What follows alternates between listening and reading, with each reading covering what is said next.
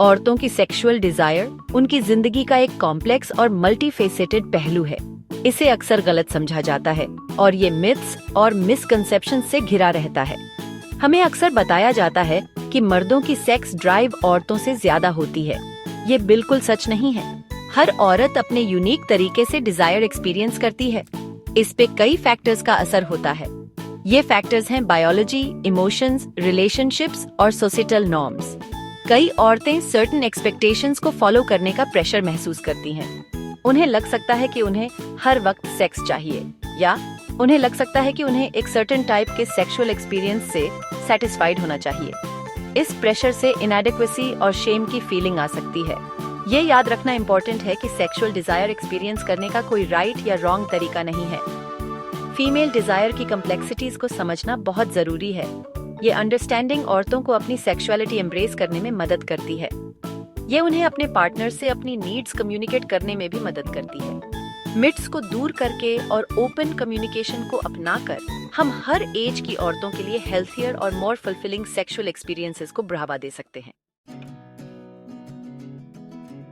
हमारी बॉडी हमारी sexual desire को शेप करने में इम्पोर्टेंट रोल प्ले करती है।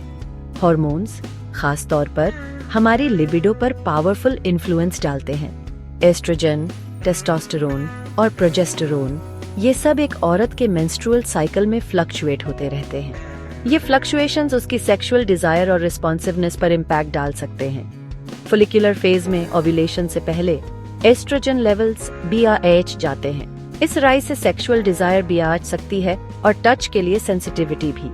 ओव्यूलेशन के बाद प्रोजेस्टेरोन डोमिनेंट हार्मोन बन जाता है। इससे कभी कभी लिबिडो में थोड़ी डिप आ सकती है, लेकिन ये ध्यान रखना जरूरी है कि ये हार्मोनल शिफ्ट्स हर औरत को डिफरेंटली अफेक्ट करते हैं। कुछ औरतें अपने साइकिल के सर्टेन फेजेस में हाइटेंड डिजायर एक्सपीरियंस करती हैं। दूसरी औरतों की डिजायर रिलेटिवली कंसिस्टेंट रहती है।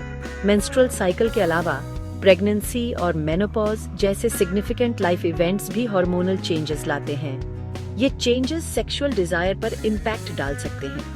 इन बायोलॉजिकल इन्फ्लुएंसेस को समझने से औरतें अपनी सेक्सुअल हेल्थ के बारे में इन्फॉर्म्ड डिसीजंस ले सकती हैं। इससे उन्हें अपने पार्टनर से अपनी नीड्स कम्युनिकेट करने में भी मदद मिल सकती है। बायोलॉजी फाउंडेशन तो बनाती है, लेकिन इमोशनल और साइकोलॉजिकल फैक्टर्स औरतों की सेक्सुअल डिजायर को शेप करने में क्रूशल रोल प्ले करते हैं। हमारे इमोशंस, रिलेशनशिप्स और मेंटल वेल बीइंग हमारी सेक्सुअलिटी से डीपली इंटरट्वाइंड है। स्ट्रेस, एंजाइटी और फटीग लिबिडो पर सिग्निफिकेंटली इम्पैक्ट डाल सकते हैं। जब हम स्ट्रेस्ड होते हैं तो हमारी बॉडी कॉर्टिसोल रिलीज करती है। कॉर्टिसोल एक हार्मोन है जो सेक्सुअल डिजायर को सप्रेस कर सकता है। इसी तरह रिलेशनशिप डायनामिक्स जैसे कम्युनिकेशन, इंटीमेसी और इमोशनल कनेक्शन एक औरत की सेक्सुअल सेटिस्फैक्शन को सिग्निफिकेंटली इन्फ्लुएंस करते हैं। पार्टनर से लव्ड, रिस्पेक्टेड और डिजायर्ड फील करने से डिजायर इग्नाइट हो सकती है। इसके उलट अनरिजॉल्व्ड कॉन्फ्लिक्ट्स या इमोशनल इंटीमेसी की कमी लिबिडो को डैम्पन कर सकती है। ये समझना जरूरी है कि औरतों की सेक्सुअल डिजायर सिर्फ स्पॉन्टेनियस अर्जेस से ड्रिवन नहीं होती, ये अक्सर रिस्पॉन्सिव होती है। इसका मतलब है कि डिजायर हमेशा इनिशियली प्रेजेंट नहीं हो सकती। ये फिजिकल टच, इमोशनल क्लोजनेस या इरोटिक स्टिमुलाई से स्पार्क हो सकती है। सेक्शन 4, कम्युनिकेशन इज की फुलफिलिंग सेक्स लाइफ के लिए इंटीमेसी बिल्ड करना। ओपन और ऑनेस्ट कम्युनिकेशन एक फुलफिलिंग सेक्स लाइफ के लिए पैरामाउंट है। ये खास तौर पर औरतों के लिए ट्रू है जिनकी सेक्सुअल डिजायर अक्सर इमोशनल इंटीमेसी से क्लोजली टाइड होती है। पार्टनर्स को एक सेफ और नॉन जजमेंटल स्पेस क्रिएट करना जरूरी है ताकि वो अपनी नीड्स, डिजायर्स और बाउंड्रीज डिस्कस कर सकें। सेक्स के बारे में बात करना स्टार्टिंग में ऑकवर्ड या अनकंफर्टेबल लग सकता है, लेकिन ये याद रखना क्रूशल है कि ओपन कम्युनिकेशन अंडरस्टैंडिंग को बढ़ावा देती है, इंटीमेसी स्ट्रेंथन करती है और सेक्सुअल सेटिस्फैक्शन एनहांस करती है। पार्टनर्स को अपने लाइक्स और डिसलाइक्स एक्सप्रेस करने में कंफर्टेबल फील करना चाहिए। उन्हें अपनी किसी भी कंसर्न डिस्कस करने में भी कंफर्टेबल फील करना चाहिए।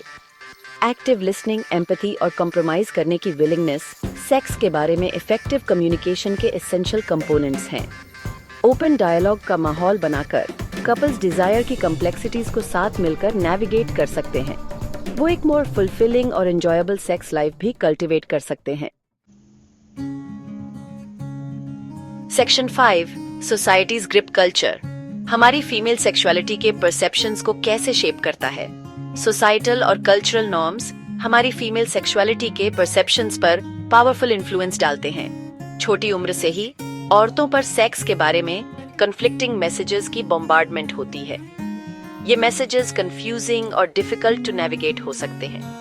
कुछ कल्चर्स शादी से पहले एब्स्टिनेंस को प्रमोट करते हैं। दूसरे औरतों को अपनी सेक्सुअलिटी ओपनली एक्सप्रेस करने के लिए शेम करते हैं। ये सोसाइटल प्रेशर्स गिल्ट, शेम और कंफ्यूजन की फीलिंग्स पैदा कर सकते हैं। ये औरतों के लिए अपनी सेक्सुअलिटी को पूरी तरह एम्ब्रेस और एक्सप्लोर करना चैलेंजिंग बना सकते हैं। ये समझना क्रूशल है कि ये सोसाइटल नॉर्म्स अक्सर आउटडेटेड बिलीव्स और डबल स्टैंडर्ड्स में रूटेड होते हैं। इन नॉर्म्स को चैलेंज करना और सेक्स पॉजिटिव एजुकेशन को प्रमोट करना एसेंशियल है। इससे औरतें अपनी बॉडी के बारे में इन्फॉर्म्ड चॉइसेस ले पाएंगी। इससे उन्हें अपनी सेक्सुअलिटीज को अपनी टर्म्स पर डिफाइन करने में भी मदद मिलेगी।